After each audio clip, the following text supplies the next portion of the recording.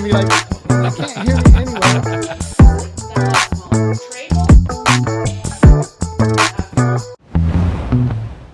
The first homes in the planned post-war suburb of Levittown, New York, as in the first post-World War II, like suburban neighborhood, planned neighborhood, Okay.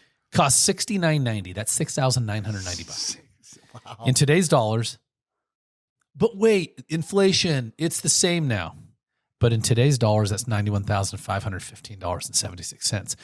Cheaper than almost any home on the market today. And in Utah, it's absolutely cheaper. Oh yeah, by 3 times. yeah. But with each successive decade, the effort required to sustain the expectation that home equity gains will outpace general inflation has become greater.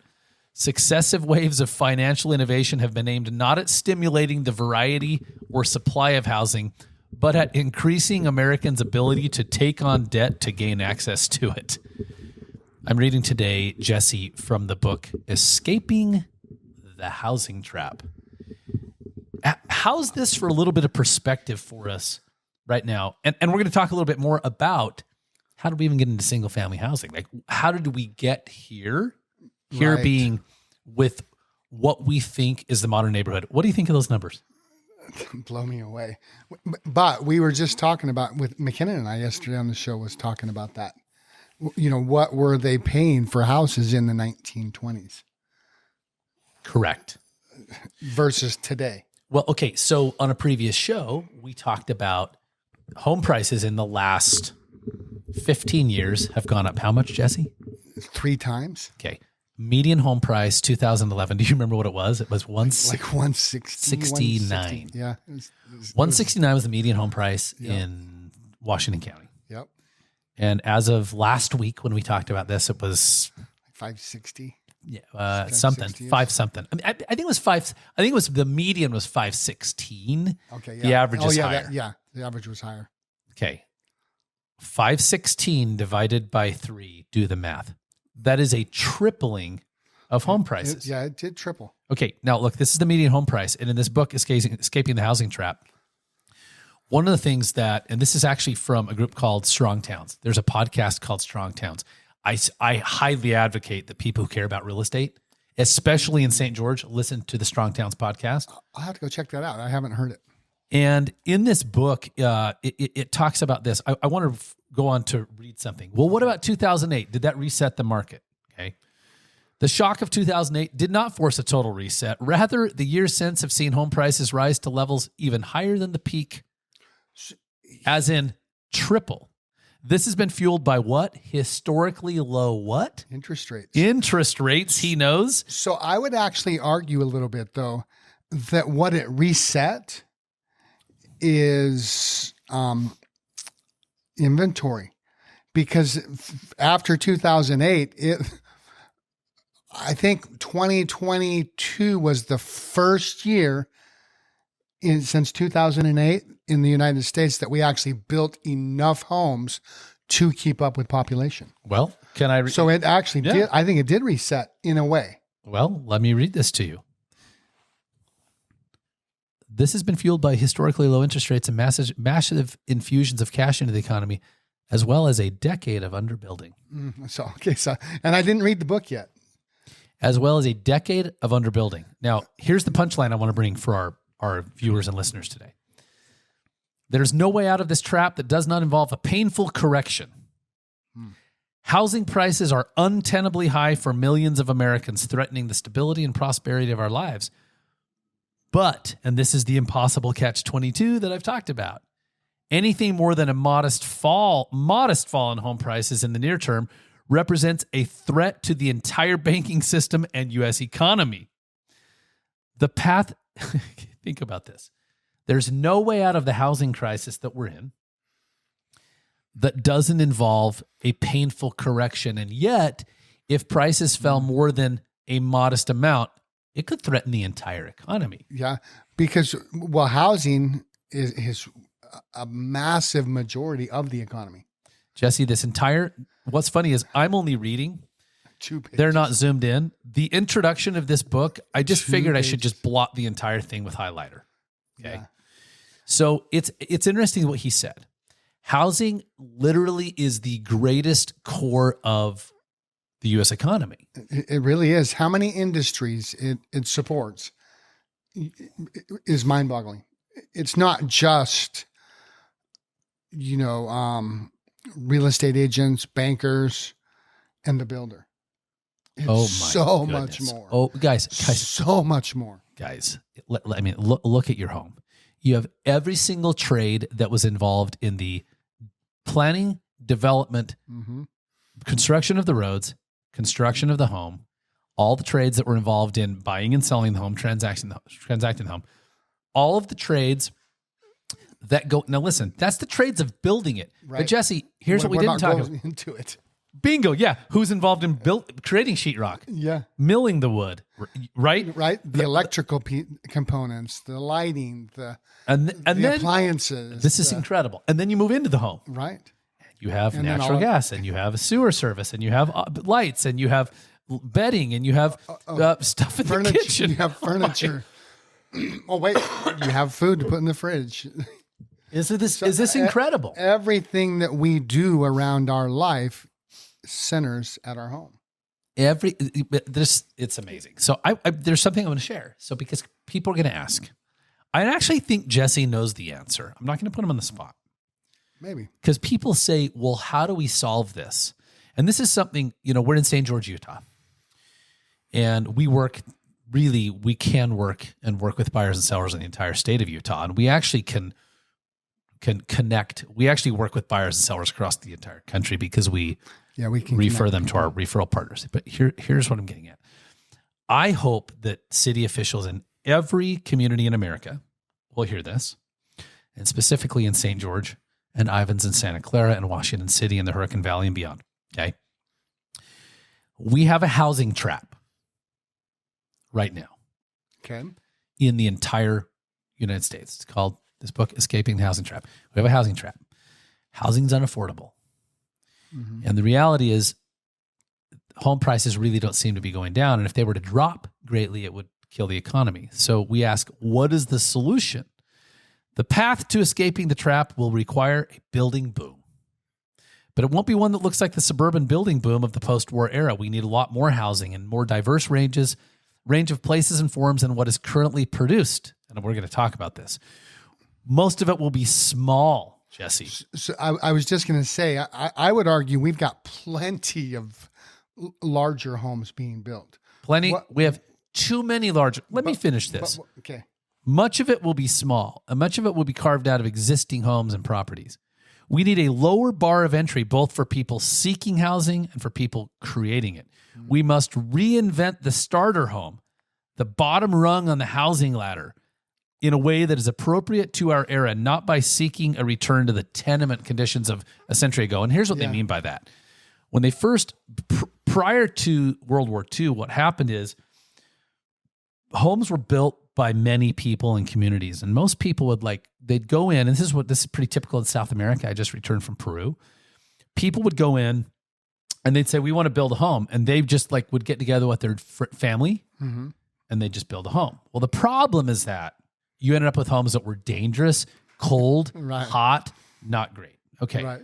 So Jesse, think of what they said. It's going to require a building boom. And how creative. Smaller homes, different homes. Yeah. I want to talk about ADUs. I want to talk about accessory dwelling units. What do you think of this? Do you think this is accurate? I actually do. But we're going to need some help with that. And you and I talked about this earlier, from the cities. A lot,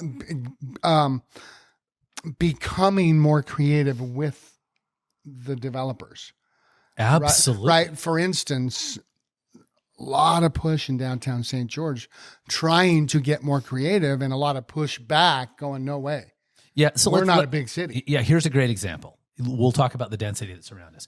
We're at Larkin Group headquarters, the corner of Tabernacle and 700 East, which is what I knew it growing up, but they're calling it University Boulevard, 700 East. Right. It's the old Cameo Florist building. In our parking lot, we share the parking lot with what, Jesse? Student housing. 605 Place. It's a big 4-story student housing. Okay. What people will notice is down the Tabernacle corridor, we have seen student housing and regular public housing in the form of apartment buildings. Yep. Jewel Plaza, City View. Well, when people started, when these folks started bringing these projects to town, and by the way, City View, which is right by Judd's store, and 605 Place are the same group. It's PEG Development. Okay. Jewel Plaza was actually the Johnson and Wilkinson family, the Wilkinson Electric people, like very local people did that one. Jesse, what did people say when they tried to bring these apartment buildings to town? They were having a fit. We're going to become like what? What did people think we were going to become? The big cities. We're going to become Compton, California. I'm looking at Blake it's going to with create Blueform crime. Media. It's going to create trouble. Blake, we're going to become Compton. So, and what's interesting is that's like saying that I don't even know what to say, that a chipmunk is going to morph into like a 60-foot T-Rex. I mean, like, you know what's interesting is actually the opposite has happened. Those are really nice places with really great people living there. Anybody been there? Anybody popped over to Farmstead lately? Well, most of us have been in there. It's awesome. We shot a video for a home I'm selling, and last night we were editing it until 10 p.m. Here's how compelling those projects are. Part of the video, the build to the showing the home, because it's about 6-7 doors from Farmstead Bakery. Yep. We actually have multiple clips approaching Jewel Plaza, Farmstead, and then inside Farms. Like, we have a real estate video. That's cool. That shows the project. So people said we'd become like Compton. Mm-hmm. My friend Stacy Young, he's a really great guy here in town. Stacy has attempted a couple of times and listen, do I love the city of St. George? Yeah, I think we have a wonderful mayor. I think we have a wonderful council. This book was actually gifted to me by Danielle Larkin, city council person, my cousin's wife. It's a good gift. It's a great gift. Well, but here's the deal, guys. But the city is where this starts. And Stacy's gone to the city a couple times, Jesse, and said, hey, there's this little infill property. Like, let's say it's 2 acres of land that was like landlocked in the middle of a block downtown. Yep. Why don't we propose, he would propose something like, and look, I'm ad-libbing. Don't quote me exactly, please. But something along the lines of like a little village where you have one driveway into the middle of the block, and then in the middle of it, you'd have a common area. And rather than like townhomes, you'd have 8 or 10 or 12 like small homes, like 800 square foot single family homes. Yeah, it'd be like a little village. No, sorry, the zoning doesn't call for that. It's R18, like 8,000 square foot lots. It's R110, 10,000 square foot lots. It's, we have to start allowing projects like this into our community. Right. Because if we don't, and one thing they have done, you don't have to, but the alternative is this, where we have astronomical prices. How do we create affordable and they just housing? Keep going up. Yeah, because here's the thing, Jesse. What is the first biggest expense? Now, if you're a home buyer and you're not buying a new home, you don't think about this. If someone comes downtown right now, Jesse, and they try to buy a downtown, older, small, air quotes, affordable in the standards of St. George. The home I'm putting on the market, by the way, $479,900. And it is killer. Yeah, but $479,900 for a single family home. Okay. Cheap in our world. What is the first and greatest expense in that home that people didn't even think about that was the first thing that went into that property? The first thing that went in? What is the most expensive item that went into the line item in the cost of that home? That it was the first item that home started with. I'm not even sure where you're going with that. The land underneath. Oh, the land, yeah. The most expensive line item. And that's not going down. This is my point. The most expensive line item in a home. And I actually like that you're kind of picking your brain going, concrete, right? I mean, right? Because you're thinking. Well, because I'm thinking after it's built. Like, why do you think? In the process. Which is exactly why I said it. Yeah. By the way, thank you. He wasn't playing along. Thank you for playing along. Yeah, no, I had no idea. The most expensive line item in the cost of a home is the land underneath it. Yeah, Jesse, what's the cheapest single family that doesn't need $60,000 in removal of blue clay? What's the cheapest single family lot typically in Washington County right now? Just throw a number out. Probably $100,000. That would be the cheapest single regular neighborhood. Small lot. By the way, I'm not talking about some random piece of land in Burl. $100,000. Yeah. And quite honestly, in most cases around St. George, Washington City, Hurricane, More than that. 150. Yeah, it's more than that. So here's where I'm going. If the land cost isn't going to go down, and it's the cheapest item, we have to now take the land, and what we have to do with it? We have to create more units on the same land per acre. Yeah. So the city's done some things okay, right? Like, I talked about my friend Stacy, and I want to finish the thought really quick. Yeah, go ahead. One of the things that Stacy did is he took a lot that he lives on, and he has I didn't give his permission to do this, but he's now on the show. Congrats, friend. Now you better bring him on. Yeah, I actually would like to bring him on. And one of the cool things he did is actually where Jordan Wall built that little narrow home. Yeah. And they built 3 narrow homes on a large lot. Those were cool. And then what happened is the home was out front, long driveway down the side, and the garage was behind the home. Yeah. What's an ADU?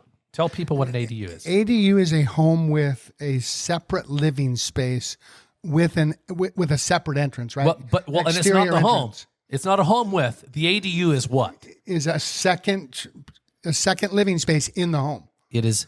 So whether it's in the basement, whether it's a full casita with a full kitchen. Accessory dwelling unit. It's accessory to the home. It's not the home, right? What's really cool about those is if a home has it, a buyer can actually use the potential rental income of that ADU to qualify for a mortgage. So let's say a buyer they qualify right now on their own at $500,000. A property has an ADU, but it's $550,000. They can use that potential rental income to qualify for that house at $550,000.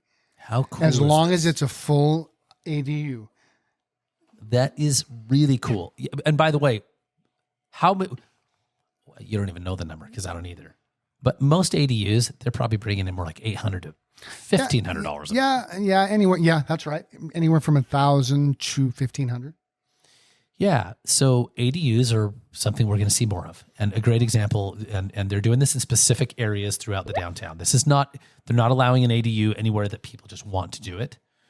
But like you could have a garage and you could have an apartment above the garage.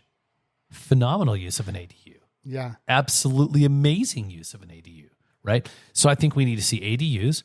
Jesse, we're going to need to see gulp and gasp apartment buildings. Yeah. You know what? Somebody could argue, but there's so much building. How can it be in this? So if we were actually already overbuilding, home prices they would just be stable. They would not be going up. Yes. And if we were overbuilt, they would be going down. Yes. The only reason they went down in 2022 was because of the shock of interest rates doubling. The only reason. Jesse, you make such a valid point. And so, one of the things we're talking about in our show today is a book called Escaping the Housing Trap by the Strong Towns, people that did the Strong Towns podcast. And, we talk about the housing trap, and the housing trap is pretty simple. We have housing that's too expensive, by and large, for most people. Yeah. And what most folks are banking on is a massive crash in home prices. And the problem is that if we have a massive crash in home prices, we torpedo the economy. And think of the definition of a torpedo. A torpedo is a missile that is launched underwater. I mean, the very idea of torpedoing is it's like we kill the economy from the bottom inside out, right? Interesting. So we torpedo the economy, and now we have this situation, Jesse, where they're like, hey, we need to lower interest rates because COVID happened. And then they lowered them too much and they said, shoot, oh, whoops, sorry, we didn't mean that. Let's raise rates. And we have this catch-22 where we actually need to build more, but we're going to have to build more creatively, right? Yeah. And here's another challenge. Jesse, what is the standard? We're beating up on the city. Let's take this into the consumers. It talks about it in the book. What is the standard response of adjacent homeowners every single time a new development threatens to come in next to their home in any city in America, what do the homeowners that live next door do every single time? They just have a fit. They pitch a fit. Oh yeah. I want to go back to Every something you said, what a great analogy, the torpedo underneath the water, and we're destroying ourselves from beneath. Yeah. And the reason I love the analogy is because it's because of what we're not willing to do with the land. Great analogy, right? Because it's all about, okay, what can we do with this land? How can we actually keep up with the people that are coming? Because you can't stop them. Well, You can't stop people from growing. Even if nobody actually moved here, we're in a community that has a lot of children for the United States. well, and what would actually happen to a community eventually if you never allowed anyone else to move here? Eventually, It would die. would basically die. Yeah, I mean, eventually, yeah. this sounds insane, but true, if though. you actually flashed forward about 75 to 100 years, Mm-hmm. you'd have two full generations. One full generation would be gone. The next generation would be dying. Mm-hmm. And the economic and, by the way, an unquantifiable energy of the community would actually cease to exist, right? Interesting, yeah. Isn't that crazy? So, as we look at this today, I'll read one more quote. It says, virtually everywhere. This is after World War II. So World War II, we're building across America. Prior to World War II, most people did not drive one of these. They did not drive a car. Most people did not have cars. Okay. World War II comes along. I mean, there were some, but prior to World War I, there were no cars, right? World War I's like 19 teens. World War II comes in 1942 to 1946-ish, I think, that time. Yep. We have this post-war boom. Okay. They call them baby boomers. Yeah. They were all born in the 40s. Okay. Virtually everywhere we went from towns built and modified over time by many hands. Mm-hmm. Many hands, as in people would pitch in, to entire neighborhoods built all at once to a finished state, as in a subdivision now. We began to build neighborhoods as monocultures. Monoculture is like one style of home. It tends to attract a typical demographic instead of eclectic mixtures of different kinds of homes and activities. As we began to design them differently around the assumption that almost everyone would drive a car. With the assumption, we built neighborhoods after World War II with the assumption that everyone would drive a car. Well, what is one of the greatest complaints people have when they're in their car in the morning? That there are too many cars. Yeah. Too much traffic. There's too much traffic. You know what? I can't believe this. Has anyone listening, including you and I, ever been on the road? We're going to laugh when I say this. And been so aggravated at all the cars around you. And actually, you actually saw the people in the cars next to you. You didn't even know them. And you had this resentment. Well, by the way, they did that to you. And how comical, we've talked about this on the show before, that we're angry at people for being in their cars while we're driving our cars. Yeah. Or being in our way while we're in their way. Well, and here's what's happened, Jesse, as we wrap this segment. That's funny. Places like Phoenix, Houston are such glaring examples. What do? We just build further out, further out, further out, Yeah, further it's out. definitely spread Okay, out. so if you keep building communities further out, it requires you to widen what? The roads, everything. So River Road originally, guys, by the way, was a little 2-lane thing. And when I was a child, this is kind of a fun wrap up, and then we're going to actually move today into our live show at 8:35.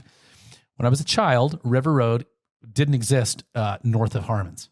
Okay. What happened is you'd come along 700 South, and it would make this little bend by Harmon's. Harmon's didn't exist. There were homes there where the auto dealers are, and it would just make this little bend and to go down and go over the old River Road bridge, 2-lane bridge.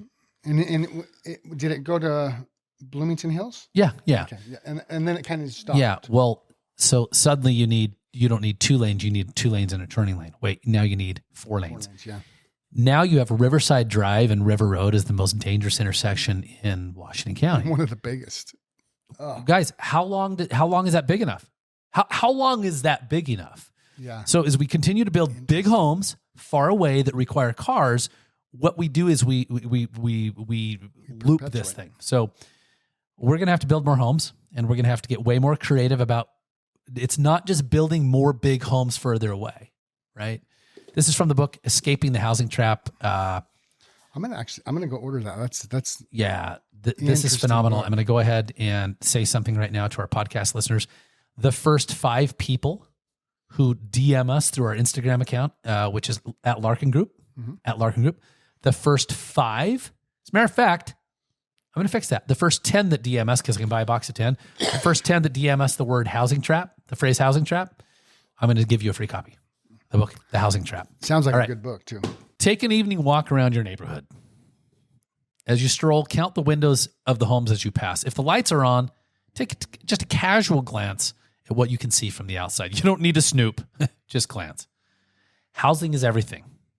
It is the basis for our ability to meet most of our other needs and wants. It is our tether to a place and to a community. Home is where we make nearly all of our most consequential plans. Our career trajectories, our close relationships, and our health all depend in part on what kind of housing we are able to secure and where. Behind one of those windows, perhaps, is a place where somebody proposed to their sweetheart. Behind another may be a chair where someone sat and wept for hours after receiving tragic news. A college acceptance letter sits on a desk somewhere. A jury summons, unpaid bills, an eviction notice, a letter from summer camp, or one from rehab. Behind one of those windows, an elderly widow's live-in caretaker sweeps the floor. An office has been converted to a nursery. Somewhere there is a couch where an old friend looking for a new start has been sleeping. In one of those homes, somebody has made plans to start a business or move to another state or finally buy that motorcycle. Ponder for a moment the irreducible complexity of the web of decisions that lead particular people to live out their most pivotal moments behind the particular windows of particular buildings. Let yourself be most humbled by it. Good morning, folks. Jeremy Larkin, host of the St. George Real Estate Morning Drive with Jesse Paul. Good morning, everybody. We're reading from a book called Escaping the Housing Trap. How important, Jesse, is housing? It's critical. Is that a cool? That was. That is the first, by the way, 5 paragraphs of the entire That's book. what I get for not actually writing a book. What have I been saying for years? It is the one thing that we sell that is interwoven in at the deepest parts of our life.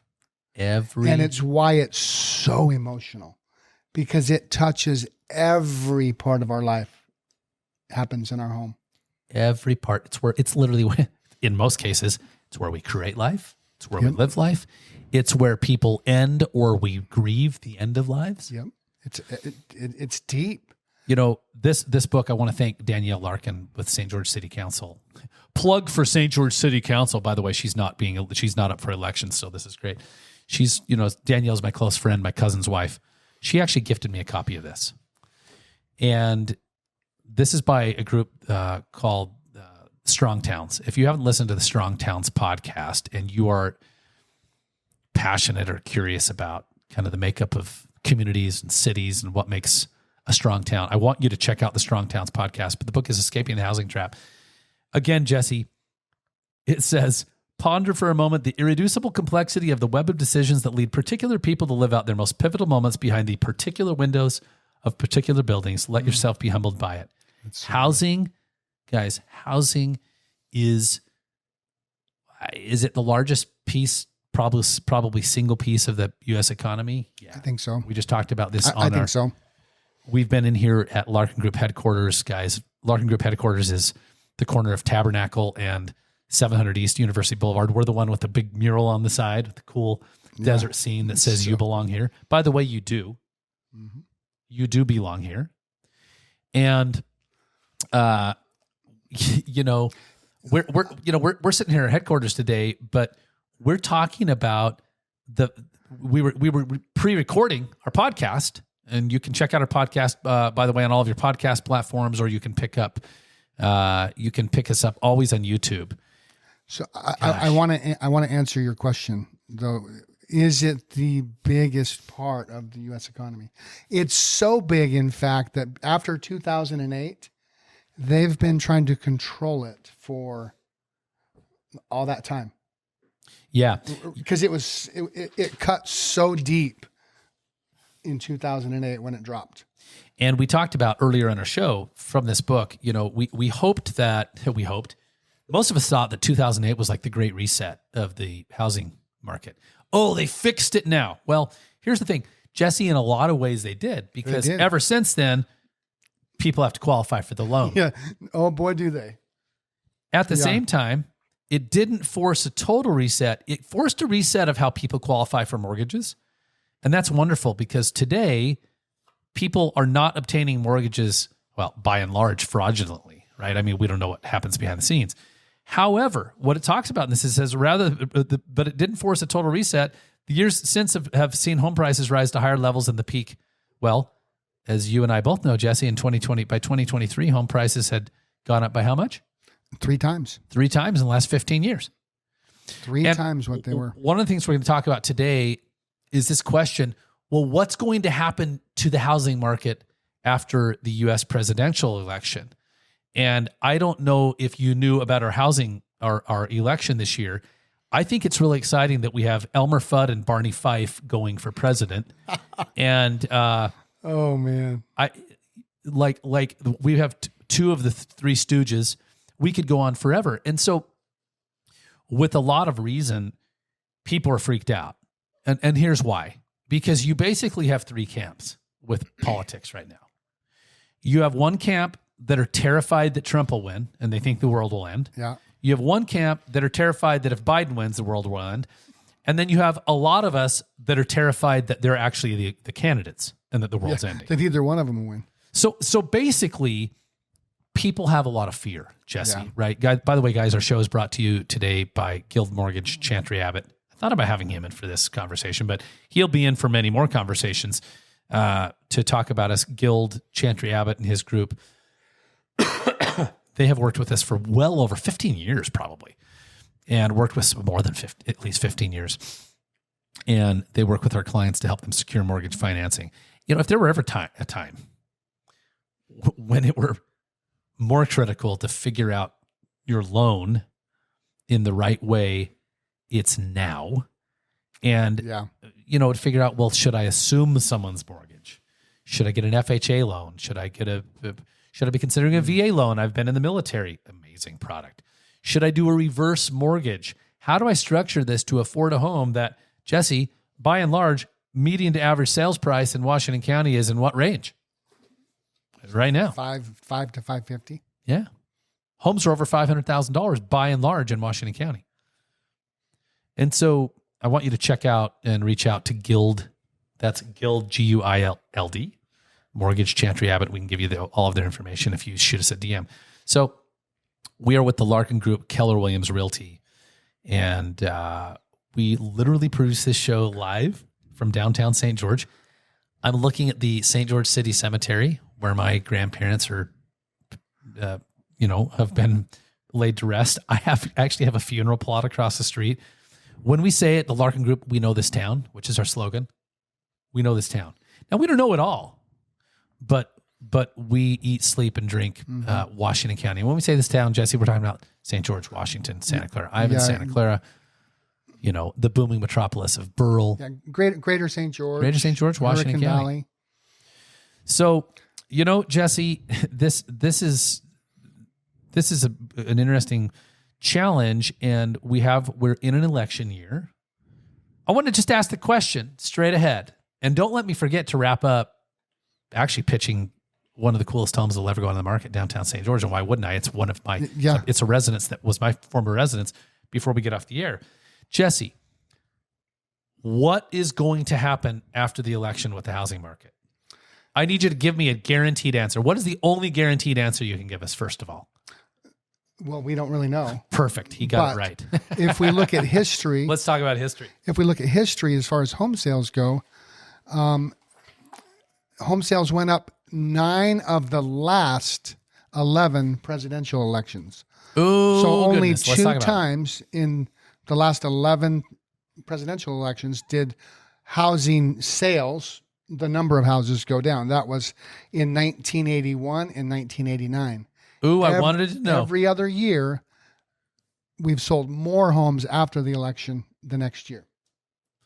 Isn't that interesting? So it'll be interesting this year because the trajectory over the last couple years have been less home sales. Isn't that interesting? By the way, taking away the election, right? Like, yeah. This is kind of fascinating. So you're saying, I want you to repeat the statistic. So what it is home sales, the amount of homes that sold. Yeah. Of the 9 of the last 11 presidential elections, more homes were sold the year after than the year of the election. Isn't that fascinating? 1980 election was Reagan versus Carter. Okay, and the year after, and 88 was actually Bush, and I forgot this, Michael Dukakis. Oh my gosh, I was 13 years old, but I saw. Of course, I remember this. So this is kind of fascinating because the fear is that the world is, as we set this up today, right, is going to end based on. Jesse, this is the thing I want to talk about. We opened with a segment from Escaping the Housing Trap. Mm-hmm. Here's why I think this actually is. Because regardless of who wins the election, what never stops happening in our world? We never stop living and dying and needing a home and ever. Like it's just a part of life. Like what's going to happen? We need shelter. Like the on November 3rd, whatever the day is after the election's over, they're like, folks, that's it. We closed housing. It's closed. There's no more buying and selling. But the reality is, so I was in Peru recently, and it was so funny. What did I see in the strangest places in Peru? International, like guys, not local, I saw a few se vende, which is for sale, like handwritten. But I saw Remax, Keller Williams. I actually saw huge real estate brokerage for sale signs in Peru. Oh, wow. In the city, in Lima. Lima's 11.5 million people, by the way. That's a big city. Quite a number. But I was in Cusco, which is at 11,000 feet in the mountains, and clear out in the boondocks, close to Machu Picchu. And not like Machu Picchu. Right. You're going up Machu Picchu, there's a bunch of llamas and then a Remax sign, yuck. But that was not true. But what we're getting at is, as a matter of fact, Jesse, I want to read a quote from this article from Keeping Current Matters. Bottom line, while it's natural to feel a little bit uncertain during an election year, history shows the housing market remains strong and resilient. Mm-hmm. For help navigating the market this year, let's connect. Okay. Historically, the housing market doesn't tend to look very different. So speak more. Say more. Here's what's interesting. The next one. Go. What did prices actually do? That's exactly where I want to go. So home prices went up 7 of the last 8 presidential elections. The only time that it did not was in 2008 when the market when we were in the middle of the Great chaos. Recession. Right? Had nothing to do with the election. Every other year. Yeah. It went up. Yeah. Okay. So home sales went down in only 2 of the last 11 elections. Yep. Okay. Home prices went down in only 1 of the last 8 elections. Yep. Guys, that's 32 years. That's 3 decades, right? We're going back a long, long time, right? So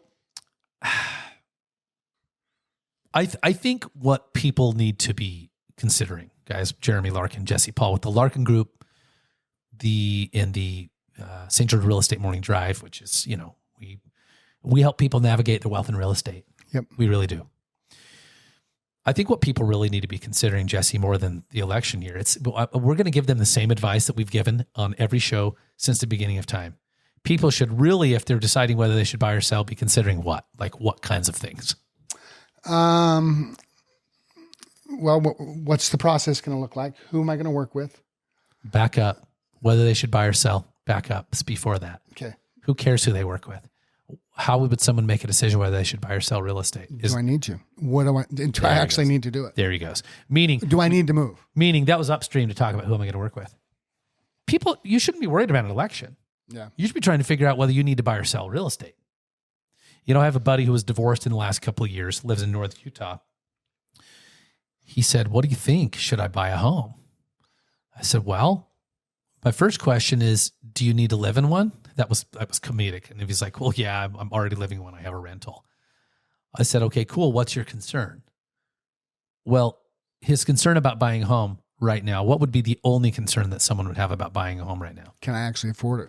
Well, that would be number one. Or what is their fear? Is What's the market going to crash? Am I going to buy this home and the market's going to crash? There we go. Yeah, the only fear that most people are going to have. Jesse, if we knew that if the price was going to go up of our home every year consecutively, would anyone ever fear buying a home? No, they would just figure out how they can. They would figure out how can I do this. Okay. I want to go back to something you said, because do you actually need to? The people that I've watched have the hardest time buying or selling a home is when they don't need to. When it's just, we could. Yeah, we could. Because there's no motivation. Yeah, there's no compelling. Right. We'll only do it if. Right. And those are frustrated people most of the time. Well, the funny thing is, so I'm selling a residence downtown. I want to talk about this, right? We've talked about this a little bit on our show in the past.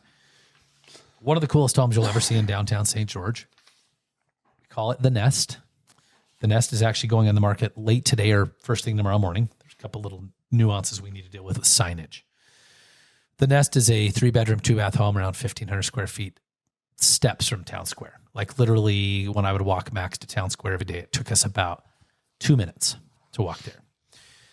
And this was my residence, and I call it The Nest for 2 reasons. It became the place that we landed after I went through a divorce. Mm-hmm. And we opened the show with this beautiful segment from Escaping the Housing Trap. And I landed there. If you look at a nest, I think this is actually kind of fun. There's a fun little metaphor. And I landed there because you want to talk about how important housing is. You go through a divorce after you've been married for 2 decades. Mm-hmm. Jesse, what's the divorce rate in the United States of America? Well, it's over 50%. It's over 50%. It's over 50%. Like 52% or something. So first of all, let's destigmatize divorce for everybody out there that's like, is he talking about divorce on the radio? Well, let's see. It's 50% first marriages and second marriages. It's a 73% divorce rate. Do you think divorce is prevalent? In every state. Yeah. In LDS. Utah's no different. It's a conservative Utah. It's all the same. Okay. Yeah. So I go through this divorce from my kid's mother, who's just a great human. My kids at the time are 11 to 17 years old. Mm-hmm. The phone rang. And I was in my office, our former office on 100 South. And this little lady, her name was Grace Codweiss. I don't think Grace is alive. She moved to Colorado about when I purchased her home, and she was 92 at the time, sharp as a tack. Mm. The phone rings. Hi, is this Jeremy? Yeah, this is Jeremy. I'm just living my life. And I'm right by our office was near Town Square.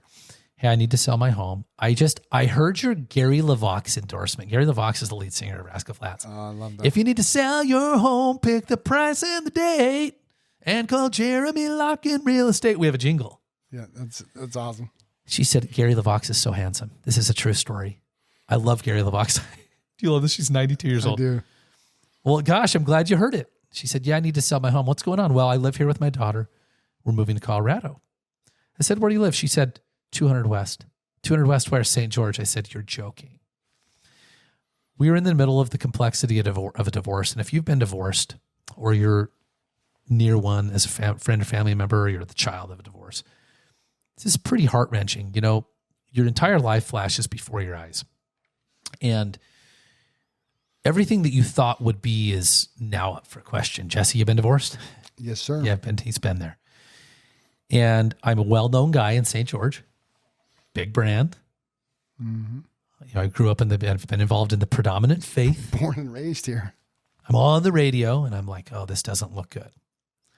And I say, I need to find myself a place to land that feels safe, that's close, that is, my kids go to Dixie High School, Dixie Middle School, and at the time, Tonic-One Intermediate. She says, I live on 200 West, just near Town Square off of First South. We're sitting there, Jesse, how many blocks away? And I'm on the phone? 2 blocks. 2 city blocks away, I'm on the phone. I said, how soon can I meet with you? You can meet with me right now. I said, I'll be there in 10 minutes. Yeah. Enough to, go to the bathroom.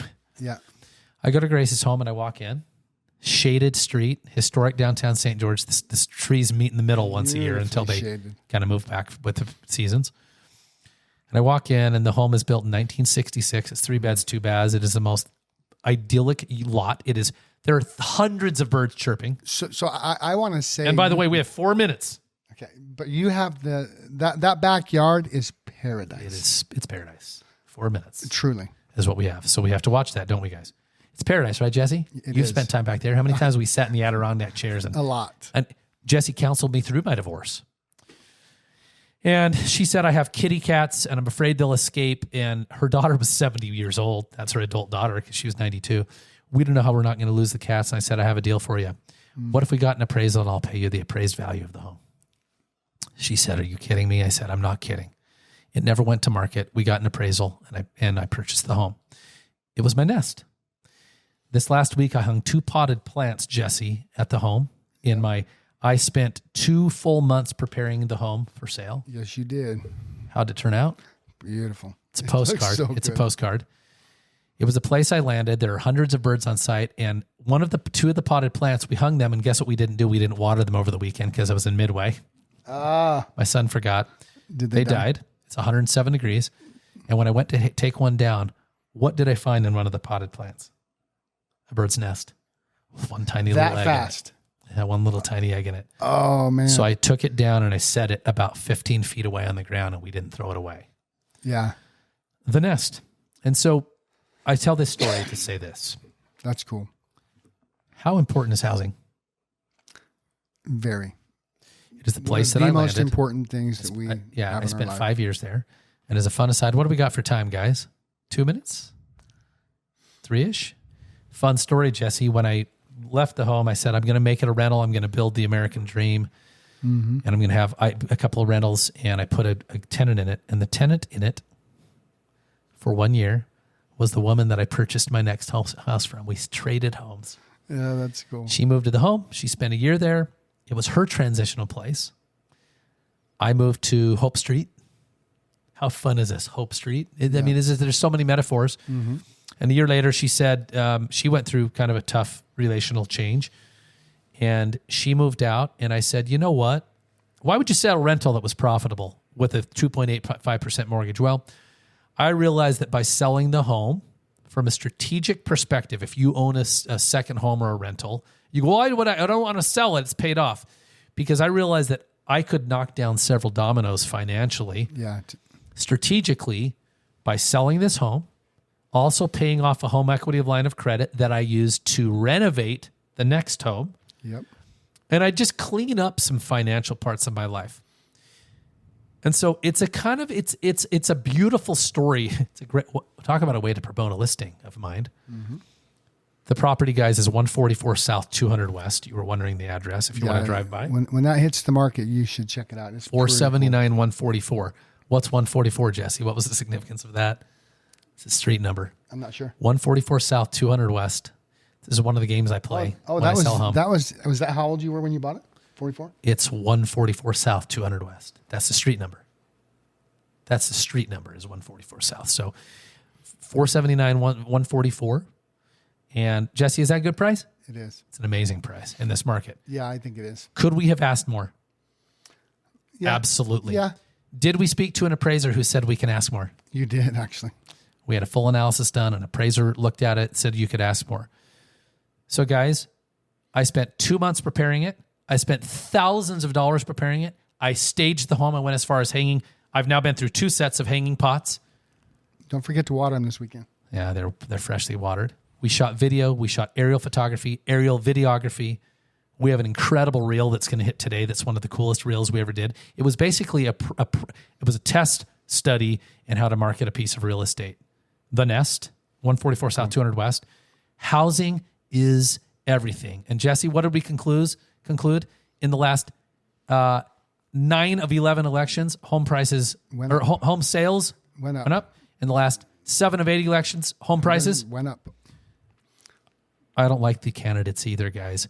Visit us at gostgeorge.com, gostgeorge.com, or Google the Larkin Group. You can find us on Instagram, Facebook, the Google, at Larkin Group on Instagram, at St. George Experts on Facebook. Find us on YouTube. Honestly, we're easy to find. We are happy to chat with you and give you honest to goodness guidance about the most important move you'll probably ever make in your life. Yeah. Where you live and when and how you do it. Jesse, Paul, Jeremy Larkin with the Larkin Group, KW Realty, signing out. Thanks for having us.